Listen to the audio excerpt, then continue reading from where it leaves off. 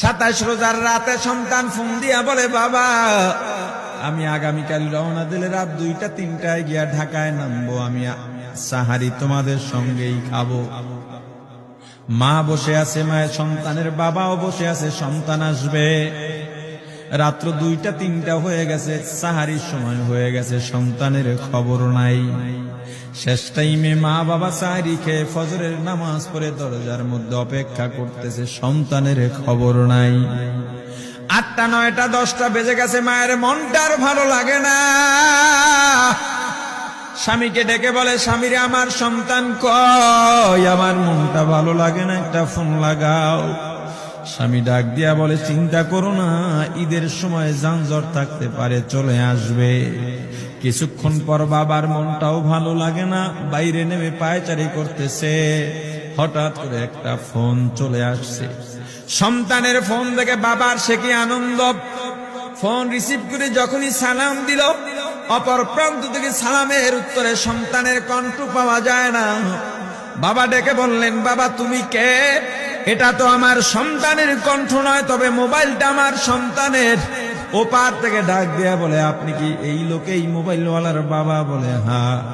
আপনি এখনো বাড়িতে কি করেন? আপনার যেই সন্তান ঢাকা থেকে গাড়ি নিয়া 2500-এর দিকে রওনা দিয়েছিল, ওই গাড়িটা 2500 পৌঁছতে পারে নাই। পথিমধ্যে সংঘর্ষে রাস্তার মধ্যেই অনেকগুলো মানুষ মারা গেছে, অনেক যুবকও তার মধ্যে আছে। রাস্তার পাশে সাদা কাপড় দিয়া ঢাকা। দেখেন আপনার সন্তান এই লাশের মধ্যে আছে কিনা। মোবাইলটা আমি রাস্তার পাশে পড়ে পাইলাম। বাবা পাগলের মতো একটা দৌড় দিছে। মা মনে করছে সন্তান বুঝি কাছাকাছি চলে আসছে। অন্যান্য সন্তানদের ডাক দেয়া বলে, তোরা কে, কোথায়, এদিকে আয়, তোদের ভাই বুঝি কাছাকাছি আসছে। আমার কলিজার টুকরা সন্তান, তোর বাবা যে আগায় আনতে গেছে, তাড়াতাড়ি নতুন চাদর বিছা, বালিশের কভার গুলো খুলে নতুন কভার লাগা, পানি গরম বসা, আমার সন্তান এসে গোসল করবে। আহারে সবাই ফুলের মেলা, ফুলের তোড়া নিয়ে অপেক্ষা করতেছে। 4টা বছর কলিজার টুকরা বাড়িতে নাই, বিদেশ থেকে আসবে। বাবা স্পটে গিয়া দেখেন অনেকগুলো লাশ সাদা কাপড় দিয়া ঢাকা। একটা একটা মাথার উপর থেকে কাপড় উঠান আর কৌতূহল বাড়তেছে, কাপড় উঠান আর কৌতূহল বাড়ে। হঠাৎ তাকায় দেখে কলিজার টুকরা সন্তান লাশের মিছিলে শামিল হয়ে গেছে।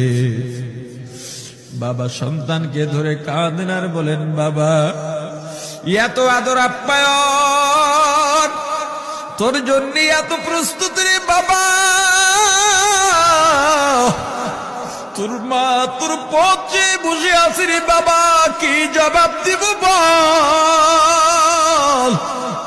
তুই যেদিন রওনা দিয়ে বিদেশ চলে গেলি, তোর মা সারা রাত ঘুমায় নাই, দরজায় গিয়া তোর পথের দিকে তাকা রইছি।